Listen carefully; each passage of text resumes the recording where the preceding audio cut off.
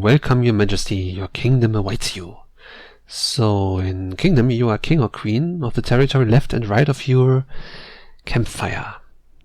Yes, and you want to rule more of the land and its people so that you can turn the campfire into a castle. Cause at night, the evil is coming to get your crown. Your goal is to defend yourself and destroy the spawning points of your enemy, 4 portals, 2 left and 2 rights of your campfire. And every night, the hordes of darkness get bigger and tougher, and there will be creatures that come for you more dangerous than those little gold thievish goblins. My name is Grecolas and I'm gonna show you, sir or madam, how to beat the game in this playthrough. At camps in the woods, people will join your party for 1 gold. You can drop it by hitting S. The recruits will walk to your castle and wait there if no weapon or tool rack is filled. Attacked, then lose 1 gold, and you must recruit them once more. Don't harvest the last tree in front of a camp. It will destroy it, and easy recruitable minions are the most essential resource.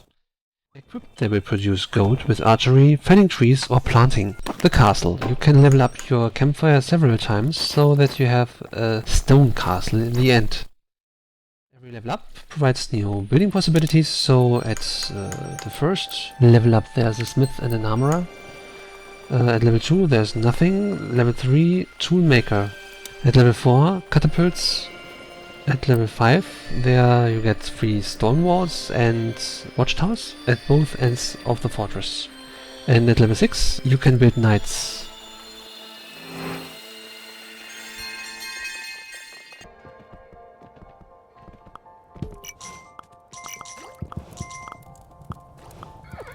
In front of the castle there's a gold chest with taxes in it at each morning when the bells ring. Don't upgrade to level 6 unless you have a good gold source, because the taxes will be less. There are 3 different statues in the game. There's at first the builder statue. Feed it and achieve faster builders and tougher walls for 1 to 3 days. Then there's the archer statue that provides higher accuracy and damage for your archers. And then there's the wood/stone statue that lets you upgrade your castle to level 5. So the statue is necessary for building stone walls. If you don't find it, it can be found behind portals too. Your minions. There are archers that hunt and produce money by killing rabbits and deer. They man towers despite the danger of reaching them, and they stay behind walls at night. Workers. They build and repair structures. They build and man catapults. They stay in castle when not needed and go for work at night if commanded, so be careful.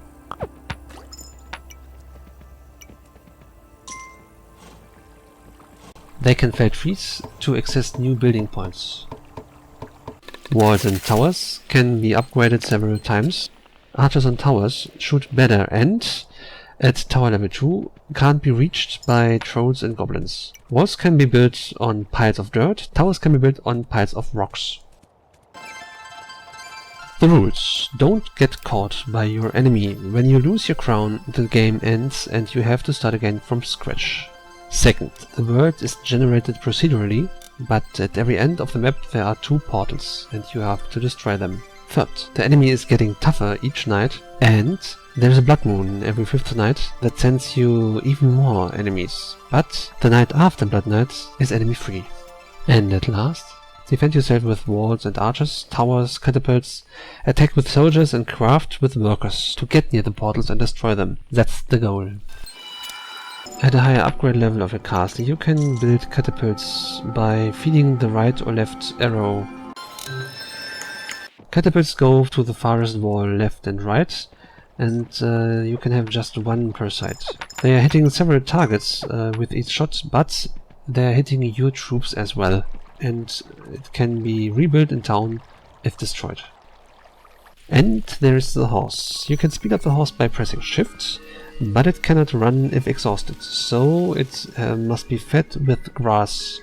The only thing you have to do is to stand still at a pile of grass so that the horse can eat. You can fill the racks of the smith, toolmaker and weaponsmith so that minions can take their weapon or tool themselves. If you feed a merchant, He will go to your castle and fill one rack, but you don't know which one.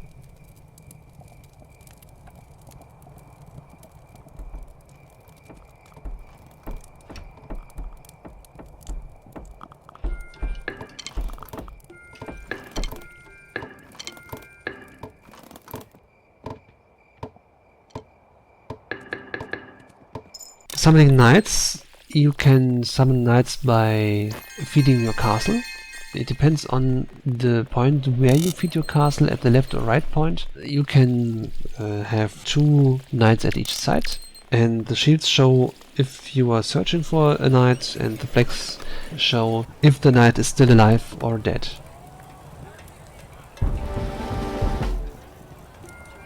If you summon knights, he will take 3 archers as military units and go for the wall the farthest left or right.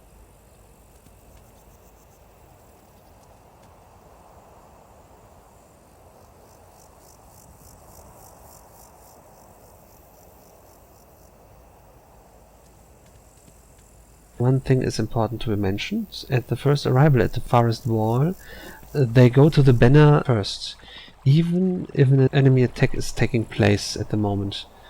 And then after a while he goes behind the wall and stays there in future nights. You can just have 2 knights at each side. If you want him to attack a portal, you have to activate him at the banner.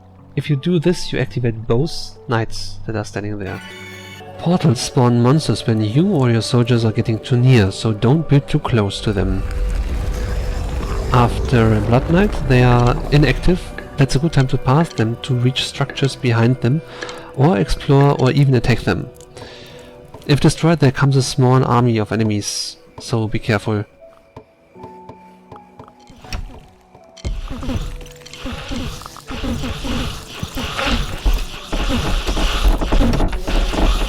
The enemy. Goblins come in masses and are very quick. They even can jump, but they can be killed very easily by 1 arrow shot if not wearing a mask. They try to catch your crown and that would be the end of the game. Otherwise they steal gold and weapons or tools that are lying on the ground, so placing gold on the ground can be used to get rid of goblins. Then there are the trolls. They are very tough but slow and can throw stones. They are a serious threat to the walls, but they can't reach archers in towers level 2 and higher.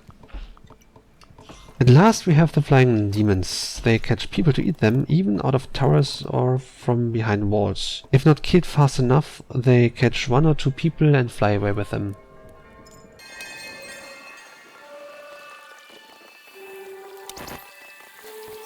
On the destroyed ruin of a portal, you can build your own portal to beam yourself. Watch out for these constellations of piles of dirt and piles of rock. These are perfect defending points if you build towers and walls here.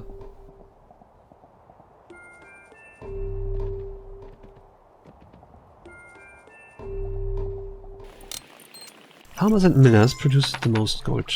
Farmers go back to the castle every night, so this is important to know. Millers stay at the mill, so you should secure your mills by walls. It's the question of where to provide the money. So this is an example for a blood moon with an attack of your knights. You can see it is around 35, so the next night we will have a blood moon. And after this I'm gonna send out the knights to attack the portal. Here I buy the 2 knights and I have to wait till the next morning before I can send them out. Here they are, and they've got the whole night of 36 and the day of 37 to attack the portal without the nightly spawn of a big mob group. And this is the sound when a portal is being destroyed. And now there should come an attack from the other portal. This is the result of the attack.